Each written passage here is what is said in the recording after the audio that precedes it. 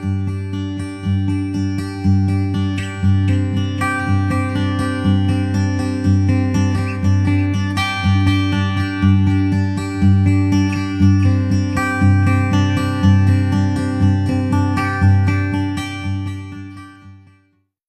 morning, everyone.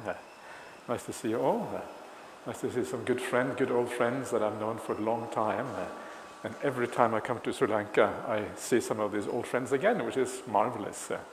So great to be here. And one of the nice things about coming to Sri Lanka, if you are living in the Western world, is that here you feel like you belong. In the Western world, you never feel like you belong, but here you kind of belong as a monk. And that's kind of very relaxing and nice and very easy in many ways. So thank you for your kind welcome, and thank you for inviting me to come to this beautiful country once again. So I'm not going to say much more about those kind of things. I'm just going to dive straight into what this is about. And the idea, of course, with what we are doing here is that we're going to do a meditation retreat. And combined with the meditation, we're going to look at some of the core suttas of the Buddha. And in particular, to see how the Buddha taught meditation, but also a little bit more broadly about the things that affect the meditation practice. Meditation is never done in isolation. Meditation is done as part of a larger system. We can call that system the Noble Eightfold Path, you can call it the Four Noble Truths, or whatever, but it's part of a larger system. And unless you understand that larger system, you can't really understand how the meditation works. So that is kind of the basic idea behind these suttas. And you will notice that when you look at the suttas, they are kind of divided into two halves. And the first half of the suttas are about what you might call meditation. You have the Anapanasati sutta, the mindfulness of breathing. You have the Upakilesa sutta, which is all about how to get the mind into samadhi. There is the Mahanama sutta, which is about how to the joy in the meditation. So all of these things are technical difficulties. There is a saying in Thai called high tech, high tuk. Tuk is the Pali Thai word for dukkha. High tech, high dukkha. That's kind of there's some truth to that. So the idea then is that the first half of the retreat, roughly, I don't know exactly how it's going to work out, is about meditation proper. How to develop the mind, how to make it peaceful, how to give rise to the appropriate kind of qualities that actually promote meditation. And then the second half is going to be more about some of the supporting factors.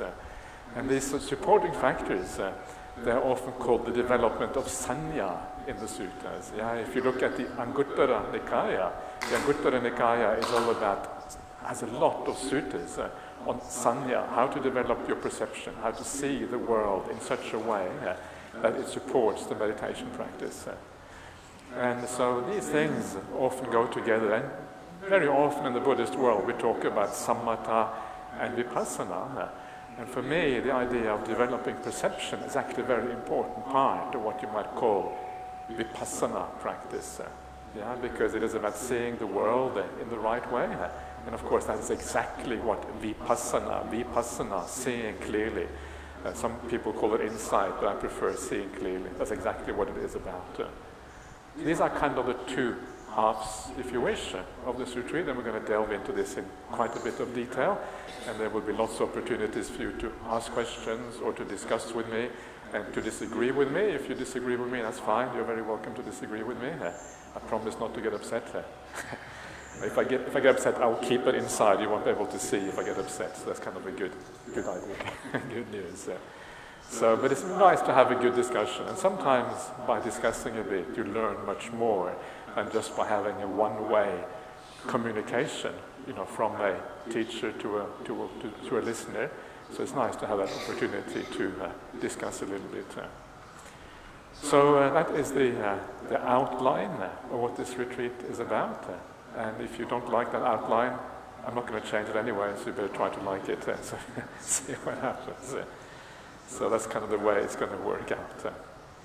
So for this morning, I'm going to talk to some very basic ideas about meditation practice itself. And then this afternoon we're going to start talking about the Anapanasati sutta. But this morning, just some basic ideas, just to get you started in your meditation practice. Some overall views about how meditation actually is supposed to work. And one of the kind of my starting points very often when I teach meditation is to start what I learned from my teacher. Well, my teacher is, of course, the Buddha, really, but the secondary teacher is Ajahn Brahm. Yeah? I've been living with Ajahn Brahm for very close to 30 years. Yeah? Some people say it's too long, but I think it's just right, actually. But anyway, so almost 30 years Ajahn Brahm has been very important, very formative in the way that I think about meditation. And of course Ajahn Brahm from the very beginning, and this was one of the things that gave me confidence in the way Ajahn Brahm taught. He said, read the suttas. He said, understand the word of the Buddha. The Buddha is ultimately your teacher. It is from the Buddha you should take your teachings. And if what I say aligns with the Buddha, good. If it doesn't, well then you can ask questions to find out if there is a problem. That's a beautiful way of teaching, because it means that we all have one teacher at the end of the day. It creates less confusion. It creates less problems. If we rely too much on individual teachers, if we follow what is sometimes called the Acharya Vada, the Acharya Vada is the doctrine of the teacher, it leads to too much discrepancy, too much differences, too much different views of thinking about the Dhamma, because we don't have the common source. The common source should always be the Buddha Vachana, the word of the Buddha. That is why we have the Buddha, the word of the Buddha, to unify us as Buddhists. We don't have to rely on teachers, which may sometimes be really good, but sometimes we're not sure whether they're actually teaching in the right way. And so, the thing that Ajahn Brahm taught me in the early days, and I'm sure some of those of you who have been to our monastery in Perth, maybe some of you will have received the same teaching. Ajahn Nisarana, you may very well remember some of these teachings. The first monk I met when I came to Bodhinyana Monastery was Venerable Maha Thero over here. He was the first one. I arrived in Bodhinyana Monastery on the 7th of August 1994, and you were already there at that time as staying in the monastery. So that was very nice. And so one of the things Ajahn Brahm would always say when it came to meditation practice, I would go to Ajahn Brahm and I said, oh, it's not working. Oh, it's not happening. Have you ever had that problem yourself? Oh, what's going on? It's not really kind of coming together. It's not, the mind is not really unifying properly. What's going on? Ajahn Brahm would always have one advice. And this was the one advice that we give to everyone. And that one advice was sit longer. And it was interesting because sometimes when you sit longer, you do become more peaceful. Sometimes it's a very, very useful advice. But at other times it didn't seem to make any difference. It was as if the mind wasn't ready. The mind wasn't ready to sit longer. And so that then started me on this process of trying to understand more about meditation practice. Ajahn Brahm is always a very natural meditator. I think the reason why he is named Ajahn Brahm is probably because he came straight from Brahmaloka in his past life. So samadhi kind of natural for Ajahn Brahm. And so he practiced samadhi quite easily, and for him it was just a matter of sitting down. But he underestimated the power of defilements in the mind of his disciples. And that can be very problematic.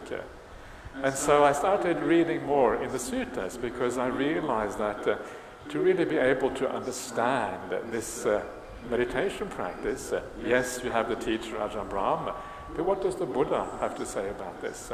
What is his take on meditation? How does he add to the teachings I get from Ajahn Brahm?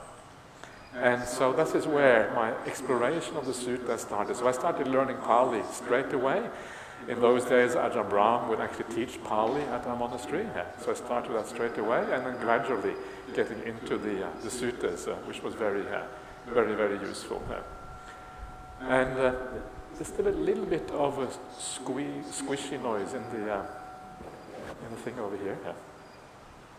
I don't know if it can be fixed or not, but yeah, not still a little bit there. How's that? That's better, I think, yeah. Can you still hear everyone? Everyone okay? Yeah? Anyone cannot hear? If you cannot hear, please raise your hand. No, okay, everyone is all right. Okay, good. So hopefully, if you're not okay, let us know later on. Please don't feel shy about saying anything, because it's nice to be able to feel part of this. So you start reading the suttas, and you start to become kind of quite clear what it is that you have to do to enable the meditation practice. And there's three things in particular I want to talk about this morning, which are kind of the enablers of meditation. And the first one of these things is the idea of sati. Yeah, you have to have mindfulness. Sati is fundamental to meditation practice.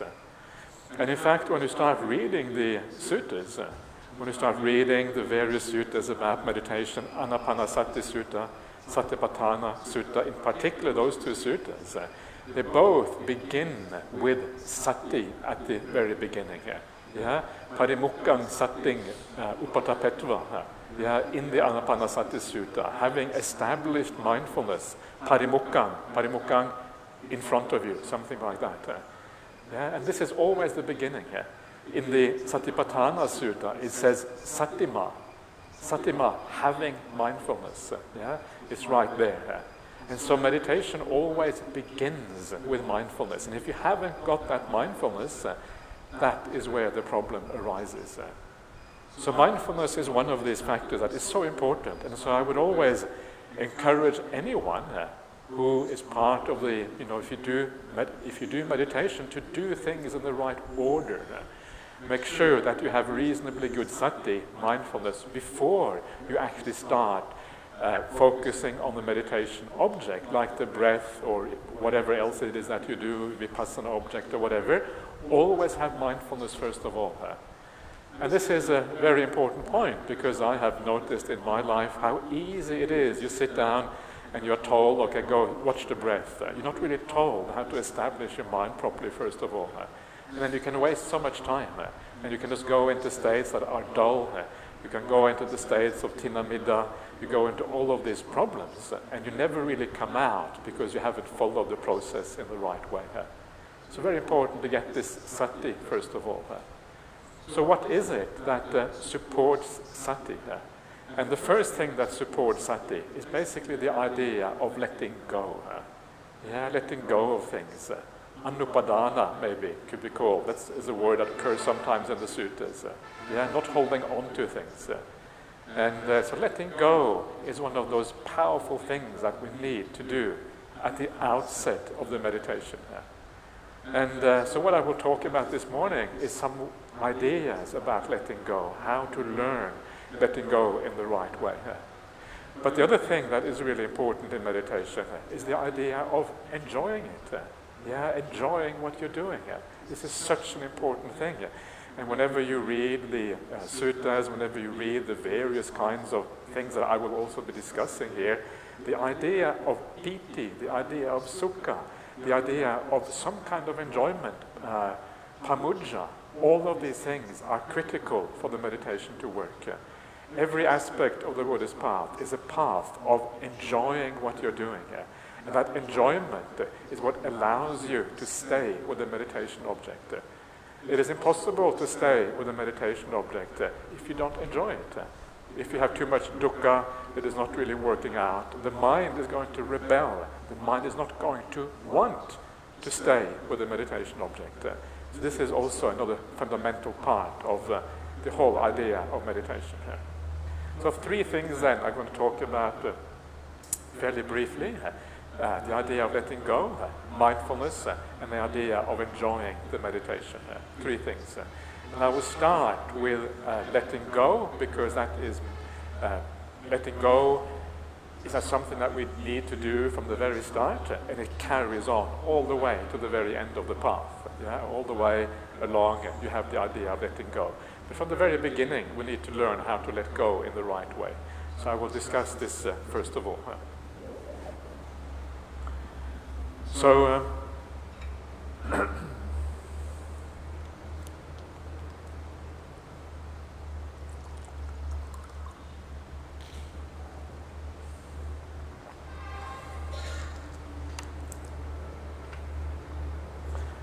so what do we mean by letting go? What are we letting go of? This is the first thing to kind of to recognize. And the letting go is kind of course, in the end, it is about letting go of everything, right? That's really what this path is about. But there's also a certain kind of progression to the idea of letting go. We let go of the more coarse things, then we let go of the medium things, and ultimately we let go of the really refined things at the very end of the path. So there is a progression there. But there is an underlying idea to what we're letting go of. Because mindfulness of breathing and all meditation really, in the end, is about stilling the mind, making the mind peaceful. Samatha, vipassana, two things that always go together on the Buddhist path. You cannot have one without the other. And so if you want to samatha the mind, you want to still the doing, all the activity of the mind. The activity of the mind is the opposite of stillness. So this is the samathaing of the mind. So, in other words, what we have to do is we have to let go of the doing activity of the mind. This is kind of the first point. And of course, that doing activity of the mind is very much related to the idea of craving, of desire, tanha. When you have craving, when you have desire in one way or another, then the doing follows always from the craving. Craving tells you to act. Craving demands activity. Craving tells you to move towards the object of that craving. And so craving and desire is always a fundamental problem that we're dealing with here. So when I say doing, I really also mean craving. Craving, doing always come together. And there's two main kinds of craving on the Buddhist path. And the first kind of craving is the craving that relates to the five senses, the five sense world, kama tanha. Kama tanha is all the craving that relates to seeing, hearing, touching, smelling, tasting, all of these kind of things. That's the first kind of craving, and it's a very strong kind of driving force in human beings. And it is a problem sometimes in meditation. I will talk about that briefly. And then there is bhava tanha. And bhava tanha has to do with the sense of self, who you take yourself to be. And the sense of self also often demands that we act. The sense of self will say, think about this, think about the past, think about people who upset you, think about who you are as a person, your identity, all of these kind of things. This is the other kind of tanha that can sometimes be a problem in meditation practice. So these are the two basic things that we need to overcome. And when you deal with these kind of things in the right way, you will find that your mind actually starts to become peaceful. That is really what letting go is about in the meditation part. And so all of this idea of letting go, especially the kama tanha, it begins with when we sit down. When we do our meditation practice, the very basic ideas of meditation. And one of the things that we want to do when we sit is we want to be at ease in the body. We want to be comfortable. When the Buddha starts out talking about the middle way, and you find this in the Dhammacakkappavattana Sutta, he always talks about the middle way, not torturing the body, not indulging the body. And that is actually where it starts, the idea of overcoming the doing and letting go of the doing of the mind. If you are at ease, if you are comfortable in the way you sit, then there is not going to be any craving in regard to the body. Because if you sit and you are uncomfortable, if you're forced to sit too long in a certain posture, for example, or you sit in a posture which is not natural to you, it is very easy for craving or desire to infect the mind, because the desire will say, oh, it's painful, why is it painful? And the mind will get obsessed with the pain in the body or whatever. So to overcome that sort of craving, the craving or the aversion towards the pain in the body, it is always good to sit, be at ease in the way you meditate. Use a chair if you have to, use a cushion or two if you prefer to use a cushion or two. Sit sometimes, do some walking meditation. At other times, do whatever it takes to be at ease. Because then you are minimizing the problem of the tanha, which drives the doing of the mind. This is why it is so important to be comfortable in the meditation practice, at least until you have proper, really powerful mindfulness. Once you have really powerful mindfulness, it changes a little bit, but certainly until that point, and then it becomes really, really important. So do what it takes. Don't forget this one. It's very easy to forget these very basic instructions of the Buddha, and I'm sometimes kind of horrified when I look around the Buddhist world. And to my mind, it seems that a lot of people in the Buddhist world, they forget the very first teaching of the Buddha. Middle way, don't torture yourself, they forget that straight away. And then they kind of experience too much pain. They go on a meditation retreat, or they become a monastic, and they last for a year or two, and then they kind of disrobe. It's too difficult, can't do it, too much pain, too uncomfortable. And that then becomes a very, very problematic in your whole path as a meditator or as a Buddhist monastic. So this matters, and I think there is something almost inherent in the human mind that tends to think that pain is good. I don't know about you, if any one of you thinks that pain is good, but it seems to be very common in the human mind. And I was always very surprised to see that even in the suttas, the Buddha, and this is particularly in the Bodhiraja Kumara Sutta, Majjhima Nikaya number 85, and this is where the Buddha has a conversation with Bodhiraja Kumara, Prince Bodhi, and Prince Bodhi says to the Buddha that happiness is to be gained through pain. This is what the prince says, right? Why does the prince say that to the Buddha? Well, it must be because in that society, this was a common idea. So he would have picked that up from the society around him, maybe from the Jains, maybe from the Brahmanical teachers who also taught this kind of teaching. So this seems to have been very prevalent. And we know it was very prevalent at the time of the Buddha. And even the Buddha, before his awakening, when he was a bodhisattva, the Buddha to be, practiced in that way. And so Buddha replies to Bodhiraja Kumara, and he says to him, that is what I too thought before my awakening, that pain is the pathway to happiness. By experiencing pain, you become happy. So the Buddha to be, the bodhisattva, obviously had a wrong view, before he started out on this path. He understood the practice wrongly. And then he says, no, it is not by pain that you achieve happiness. It's by practicing the Noble Eightfold Path. And of course, the Noble Eightfold Path is all about achieving various stages of happiness and satisfaction on the, in the practice. And so actually, it is more right to say, it is by happiness that you achieve happiness. You just have to know what kind of happiness. You have to define the happiness in the right way. And once you do that, you can say that it is by happiness that actually you attain happiness. And so this is very powerful because it is counter to how the human mind often works. The human mind says pain is good. And I think the reason why we say that is because the ordinary pleasures that we go through the body, well, obviously they are problematic.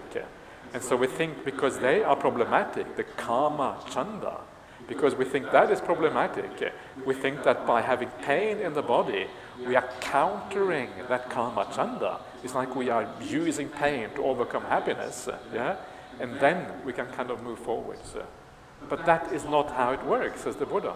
Because if you have pain in the body, instead of countering the pleasures of the body, what you are doing instead, you are still preoccupied with the body. Now it is like the negative preoccupation. Now you want to get rid of the pain. Previously you wanted to pursue happiness. And so either way, you have a body problem. And that body problem is some kind of attachment to the body, some kind of desire relating to the body. So the middle way is where the body kind of disappears, where the body becomes insignificant.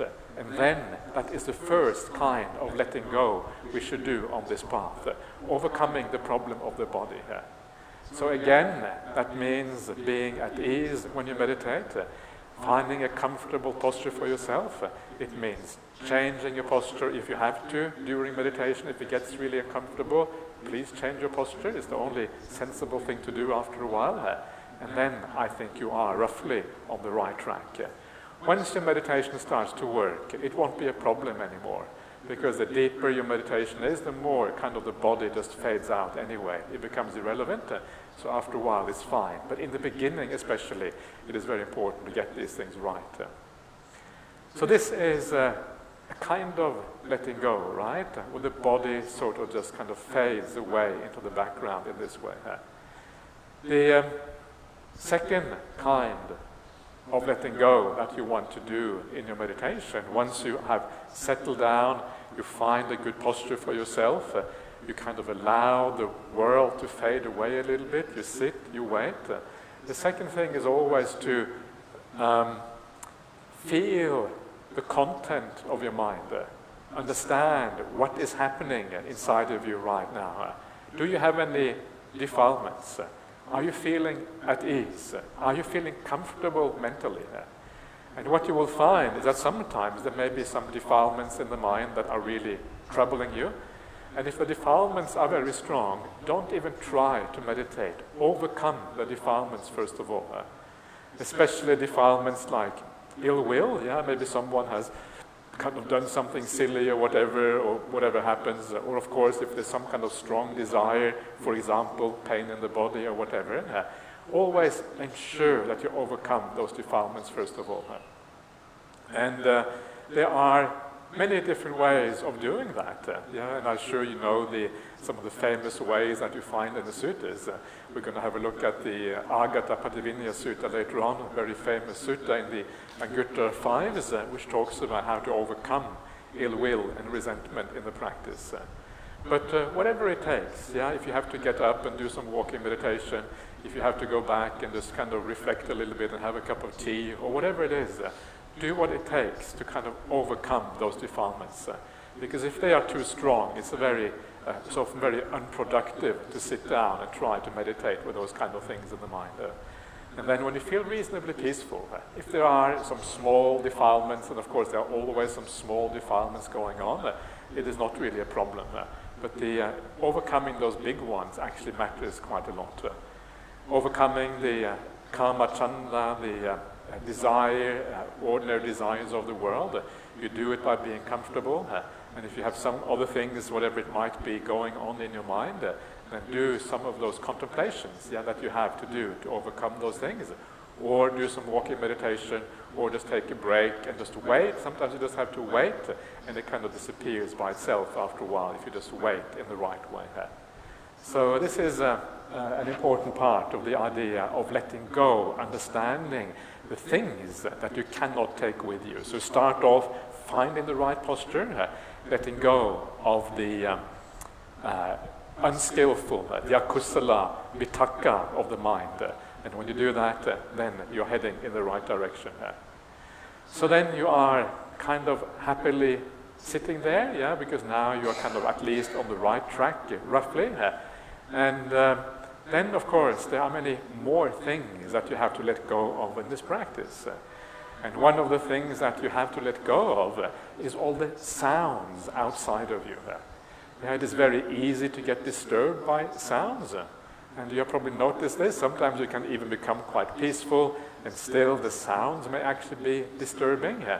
And sometimes we make it worse by getting upset about sounds, right? We get upset because we think that the person is making a noise or whatever, and that upset then causes all kinds of repercussions in the mind that are far worse than the original sound. I don't know if you have heard, there's a beautiful saying that Ajahn Brahm always quotes. Ajahn Brahm says it comes from Ajahn Chah. Ajahn Chah was Ajahn Brahm's teacher, very famous meditation master in Thailand in the 20th century. And Ajahn Chah had this beautiful idea that it is not the sound that disturbs you, but you that disturb the sound. You disturb the sound. The sound doesn't disturb you. It's a beautiful way of thinking about it. Because if you think about it like that, you realize the sound is only there for one moment. The sound arises and it passes away again. And if you just let it flow, if you don't attach to it, if you don't get upset about it, it just goes through you, and there's no resistance inside of you that somehow resists that sound or makes a problem of that sound. And if you don't resist in that way, and you just allow the sound to go, then you are not making any problem out of it. You are not disturbing the sound, so to speak. And this is a beautiful way of thinking about it. And when we are in an environment like this, there is bound to be there's going to be a bit of sound. You can hear the cars outside. Sometimes you can hear the fans in the ceiling. Maybe you can hear the birds maybe a little bit, or whatever it is. I haven't listened so carefully to the birds yet. Whatever it is, that sounds are around us. It becomes kind of easy to deal with that. And there's one particular sound that is more difficult to let go of than any other sound. And that sound, which is really hard to let go of, is the sound of the people around you. That is the most difficult one. Because if people around you make a noise, it is very easy to get upset with the people around you. Has that happened to anyone before? It would be a miracle if it hadn't happened before to somebody. This is just how it works, right? Why are they not sensitive? Why aren't they more careful? They are in the group. They should know, right? They should understand this is the wrong time to make this kind of sound or that kind of sound. I'm sure everyone here has had that kind of feeling here. And so how do we deal with that? This becomes very important, because when we are so many people together, there's always going to be at least a few people who are a little bit different from everyone else, who perceive the retreat in a different way, who think in a different way, and so they're going to make noises that we normally think is inappropriate. And the right way to think about this is to remember that people also are just natural phenomena. The reason why people do the wrong thing is not because they want to do the wrong thing. It's not because they know that they are noisy, but they don't care. That's not really what it is. The reason why people sometimes don't play by the same rules as everyone else is because their conditioning is different, because their background is different, because they had different parents, because they had different teachers in this life, because their conditioning in the past life. And when all of this conditioning from the past come together, then they behave in this way. And very often they don't have any choice. They don't understand any different way of doing things. They are compelled, they are forced by these forces of nature that make them act in certain ways, that then sometimes causes upset in the people around them. So the right way to think about people in the world is to remember that people in the world are no different from the wind in the trees. People are just like the wind in the trees. When you hear the wind in the trees, do you get upset? Probably not very upset, right? Because it's just the wind. How can you get upset with the wind in the trees? It doesn't make any sense. But if you remember that people too are just like the wind in the trees, they are just phenomena arising on the world through cause and conditions. How can I be upset with other people? It doesn't make any sense. They are just acting out their causes. They're acting out their past. They're acting out their conditioning. They're acting out their habits. They're acting out their personality. That personality has been formed in a certain way, and there's very little they can do about that. And then, instead of getting upset with how other people are, actually, you start to have compassion for them instead. You have karuna. You have positive feelings, because you know that they are trapped in a certain way of being in their life. And it's very painful to be trapped in a way, especially if that way leads to other people getting upset, if that way leads to having all sorts of defilements and doing all kinds of bad things. It is very painful and very difficult. So you change from being fault-finding, from having difficulties, and straight away you have compassion instead. So please always have compassion for everyone here, everyone on this retreat. Everyone in the world is worthy of compassion. Everyone, even the worst people, are worthy of compassion. Why? Because they don't understand what they're doing here. So this is the idea of dealing with sounds, which is often can be very problematic on a meditation retreat. They are just phenomena. Allow them to pass through you. Don't attach to them.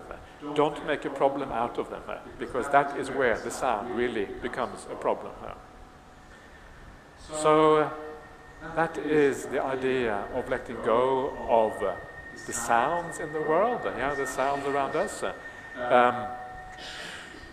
Then another really big thing that we have to drop in meditation that is very problematic very often. You can see I'm going here to deeper and deeper things as we move along.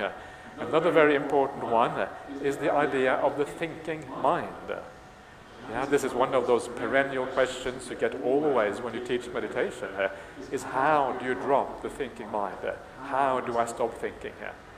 Very, very common, especially very common in the world when there's a lot of pressure, you have to work really hard, especially as a lay person in the world. You kind of have to meet deadlines and you have to do all of these kind of things, sometimes for monastics as well. Because of this, there's a pressure, but that pressure makes you think more. It drives the mind. I have to remember this, I have to remember that.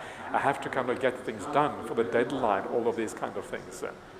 And so one of the things that we really need to understand is how to overcome the thinking mind. And this also has to do with the idea of letting go of things. Now, one of the very important things to understand about the thinking mind is that thinking is not something that happens to you. Thinking is something that you actually do. It comes from you. It comes from a desire inside of you. It comes from an intention inside of you. It comes from an activity within you that actually wants to think. That is really a kind of very important part of the problem. And so it is because you want to think, that is why you do these things. So a very important part of overcoming the thinking is to understand how insubstantial it is, how uninteresting it very often is, how very often the thinking just goes round and round in the loop, thinking about the same thing again and again and again, thinking that eventually it's going to get you somewhere, Maybe now, I've thought about this 1,000 times. Maybe when I think about the 1,001st time, it will work. I will find a solution. This is kind of how we work, right?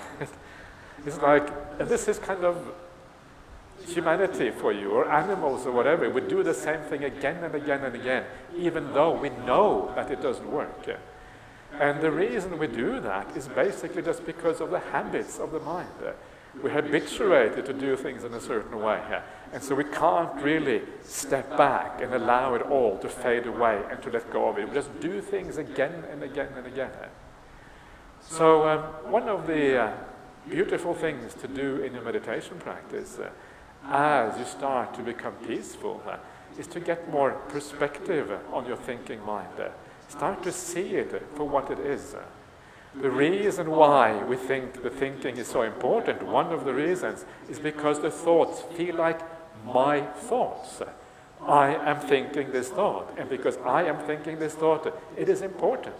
Because everything that is yours is important to you.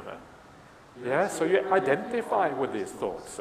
And especially, perhaps, if it is a very creative thought, it is very interesting. Maybe afterwards we're going to come into the suttas. We're going to listen to the Anapanasati sutta later on today. And sometimes, as you are going through the sutta, you understand something you haven't understood before. I'm sure every one of you who is interested in the suttas will know that. Sometimes you think, wow, that is really interesting. Now I understand what is going on. And that idea then becomes your thought, and then you attach to it because it is your thought. And then instead of kind of moving on to the next sutta, you kind of cling on to that sutta and you teach that insight for the next 10 years. And you keep on kind of doing the same thing saying the same thing for 10 years or 20 years if you have been teaching for a long time like me. And you kind of go saying the same thing again and again and again and you get trapped by those thoughts and you think them in meditation. And especially if it is something creative that you very much identify with your activity, your creation. So in meditation, instead of identifying with the thoughts, instead of thinking that the thoughts are yours, start instead to identify with the knowing instead, the awareness that sees the arising of thoughts, the awareness that sees the passing away of thoughts. It is as if you are standing back and just observing everything in the world. First of all, you observe the sounds outside like I did before. The sounds outside, they arise, they pass away. They have nothing to do with you. They're not really yours. And that is quite easy to understand. Yeah? Even if it is people around you, we can do that quite easily.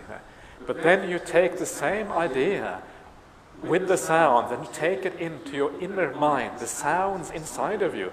And the sounds inside of you are like the thinking mind. And you stand back from that thinking mind and you see more and more the thoughts arising and the thoughts passing away.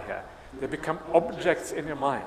They become things that you start to understand and nothing really to do with you. They arise because of cause and conditions.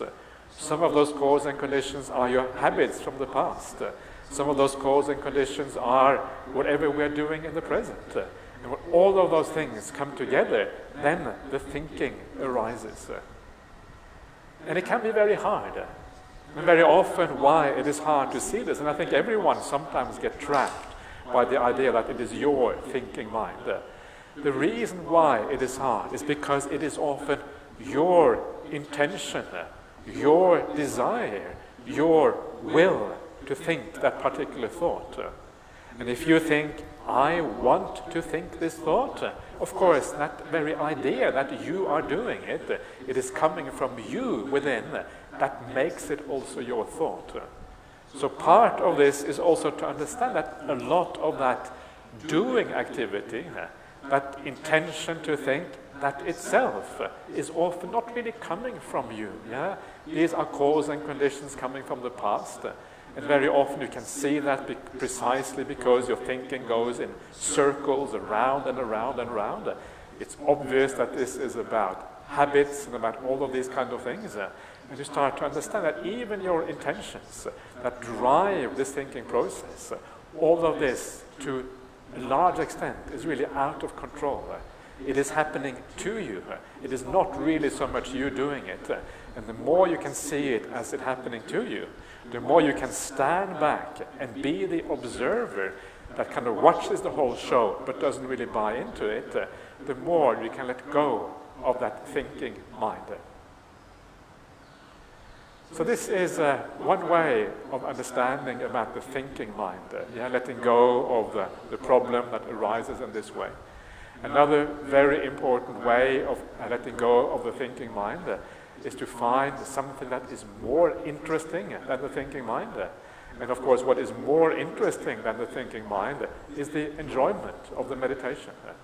If you enjoy just the peace, or maybe you're having some joy and happiness arising in meditation, when these things start to happen, then that is preferable to thinking, then the thinking tends to die away. So it's kind of these things coming together. And then gradually you overcome this. And of course also you have in the suttas, when we come to the Anapanasati sutta, the Buddha also says that the Anapanasati is done to overcome thinking as well. So just by watching the breath, that is also overcoming the thinking mind. Vitaka paricheda or upacheda, something I think it's called in the suttas when we talk about overcoming the thinking mind. So these are some of the ideas of overcoming thinking in your meditation, allowing this whole thing to kind of gradually fade away in this particular way. So already, if you can do this much, even a little bit, you're already doing really, really well in your meditation. You can see why this is the case. And if you're having success, at least to some extent, even by doing this much, your mindfulness will already be quite strong here. Your awareness will be quite present, because the thinking mind is dying down, and all of these other factors are coming into place, and you will kind of have a certain degree of sati already arising here.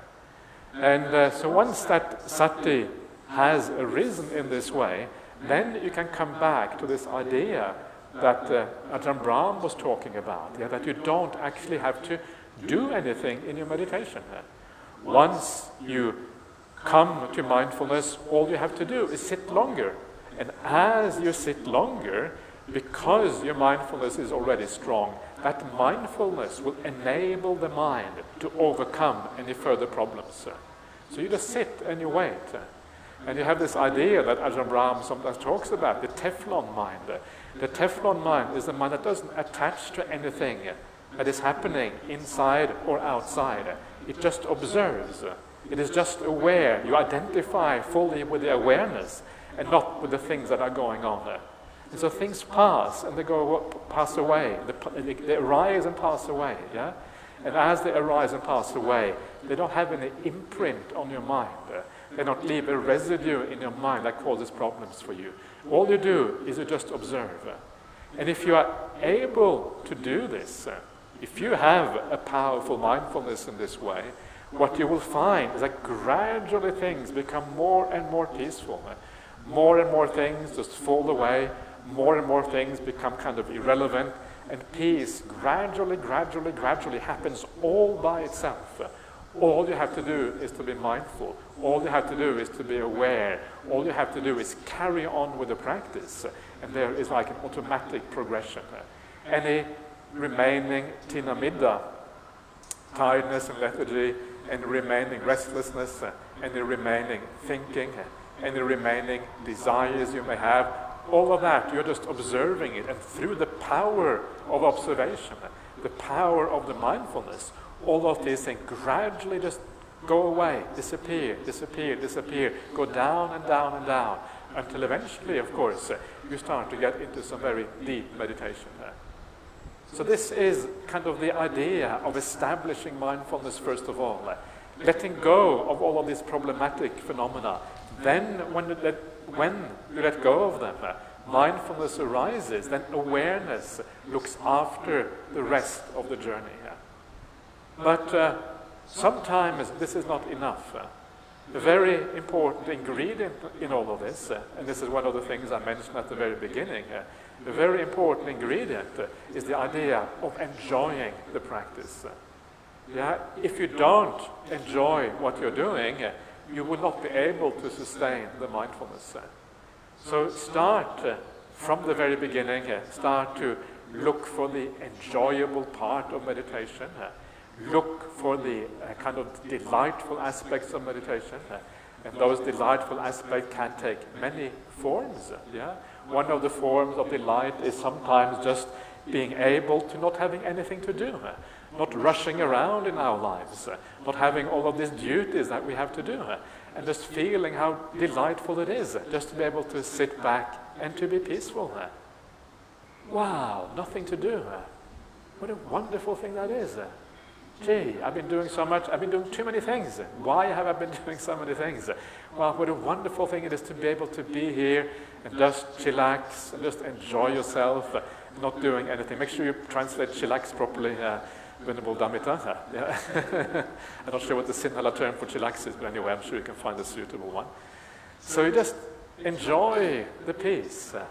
You enjoy the idea of being still and peaceful, not having anything to do, and you feel kind of the idea of why samatha, why calming down, why this is actually a delightful thing in the world.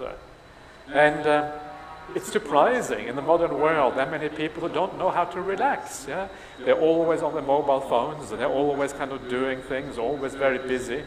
And because they are so busy, it is actually very difficult to become peaceful. And when you sit down, they find it's troublesome. It is painful to try to be peaceful because the mind always wants to do. So it's very important to understand the power and the beauty of peace. It is important to understand why the doing mind actually is a mind that is painful. And the more you calm down the sankharas of the mind, sabba sankhara samatha, one of the sankharas here is a sankhara of the will, the doing activity of the mind. Why this is so important? Because you understand the pain, the problem of this activity of the mind all the time. So enjoy the thing, a meditation in this way. The second aspect to enjoy is to start to enjoy the meditation also in the deeper way, giving rise to some beautiful qualities within. Yeah? And one of the things that kind of occurs to me when I come here, what a beautiful place this is. Yeah, look at this beautiful hall. It's really delightful to come in here. It is a little bit of sense pleasure perhaps, but I think very harmless kind of sense pleasure. Enjoying the beautiful greenery. It is, when you come from Australia, you have no idea how beautiful it is to see green. Australia, very brown. Yeah, it's just like, I don't see it anymore now because I'm so used to Australia, especially Perth. But in the summertime in Australia, it's like brown and grey is the color. Okay, if you look into the trees, there's still a little bit of green, but everything otherwise is brown. And then I come here and I think, wow, this is what it could look like. So we just enjoy the environment. Yeah, this is a very simple way of having a bit of pamudja, a bit of gladness in your practice. Take gladness wherever you can find it. The second way of having gladness, and I think this is a very important part of the meditation, is to have gladness because of your fellow people on this retreat. Yeah, the fellow, having all of these wonderful monastics here, half nuns, half monks, and then all our fellow upasakas and upasikas, everyone coming together, the fourfold assembly. Isn't that wonderful? We can all come together and practice like this. And there's only one thing you can be absolutely sure about with this fourfold assembly. Everyone here is a good person. Everyone here has come on this retreat. Why? Because they have a good intention. No one would come on a retreat like this unless they had the right intention, unless they had a good heart. What a wonderful thing it is to have kalyana mittas like this. Yeah, what a marvelous thing it is that we have people like this in the world who can support us, who can work together with us in the right way. And when we have kalyana mittas like this is what makes the path possible. So just close your eyes sometimes and think how fortunate you are to live in the world where such kalyana mittas still exist. And in fact, there is a sutta in the Anguttara Nikaya 11th that talks about the recollection of your kalyana mittas. Very often we talk about the Buddhanusati or Sanghanusati, but sometimes that is a bit abstract. We don't really know exactly how to do that. But your kalyana mittas is a very tangible thing because they are around you. And of course, the Buddha and the Sangha is included in that anyway, right? The Buddha is number one kalyana mitta, if you like. But also just the kalyana mittas around you. The idea that we have a wonderful community, that we have beautiful people who work with us, and what a wonderful thing it is to be able to be part of such a community. And when you think like that, it's almost impossible not to feel a bit of joy, yeah? Because it actually is a wonderful opportunity. So have that sense of kalyana mitta appreciation of the people around you. I'm just going to say a few simple ways in which you can have more sense of joy in the practice. Another way of having a sense of joy, which I think is very important, is to have a sense of gratitude. Yeah, a sense that feeling that you are so fortunate to be able to be here. Sometimes I think about myself. I think, what am I doing here? I was born in Norway. Now I am sort of Australian because I got my Australian passport now. I'm not sure what I am. I'm probably schizophrenic now. Half Norwegian, half Australian, a little bit Sri Lankan, a little bit whatever. They're all kind of mixed up. Maybe I was probably in the past life, I probably was Sri Lankan actually. You think that's true? I think it might be true. Because I think I was very likely a Buddhist monk or Buddhist nun maybe in the past life. So maybe it was in Sri Lanka, maybe it was in, I don't know, Thailand. I have no idea. But anyway, how did I get up here? How did I get into this situation? Yeah, to become a Buddhist monk. How did I get this opportunity to practice the best spiritual teaching in the world? How did I get to have the most important spiritual genius in human history, the Buddha, as my teacher? Wow, I should have so much gratitude. I was born in the cold and snow in Norway. There was zero Buddhists. There was zero Buddhists. There was nothing. It was like a spiritual desert. Spiritual desert is bad, right?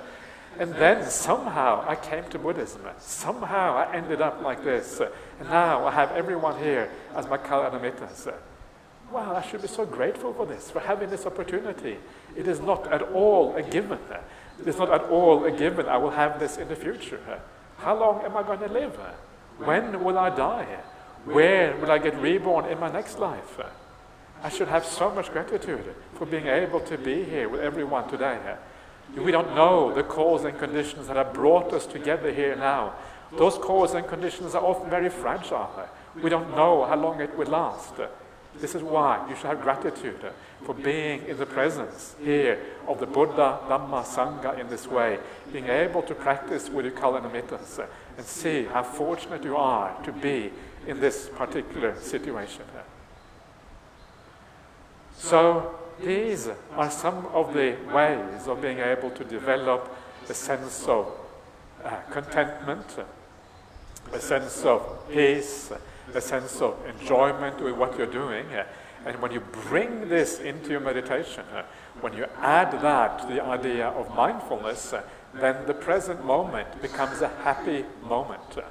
Yeah, when the present moment is a happy moment, it is easy to be mindful. Why? Because you want to be here. When you feel good about being here, mindfulness is easy. If you don't feel good about being here, mindfulness is going to be hard. You're going to fall into sloth and torpor, you're going to fall into thinking, you're going to fall into all of these other kind of things. So, just to summarize for you very briefly, time is up already, time often goes very, very fast. Yeah, this is the first talk, like that is going to be the last talk. Just warning you. I know what these things are like, so just warning you. But just to briefly summarize, let go. Yeah, allow yourself to be here. Just relax. Think of yourself as just really relaxing, as if there's nothing to do in the whole world. Just let go of everything. Be comfortable, be at ease. Let go of all of the problems in life. Understand what is really important in life. What is really important in life is the spiritual path. If you really understand that the spiritual path is what matters, everything else becomes irrelevant. And that is one of those powerful things. And when everything else is irrelevant, when the world outside doesn't matter because it doesn't take you anywhere, it is not important, then the mindfulness arises. You let go of the world. And when the mindfulness arises, then you can just stay in the present, enjoy the present, and allow the meditation to happen by itself. So, that is just a brief introduction to all of you. And this sets the stage, it sets the background for the Anapanasati Sutta, which we will have a look at when we come back again this afternoon. So just starting out, so please enjoy yourself. All you need to do is give me one promise that you will enjoy yourself on this retreat. Don't practice that beautiful middle way. And if you can do that, then I think we can all have a very nice time together on this retreat here. So that is it for now, so we'll see you again later on.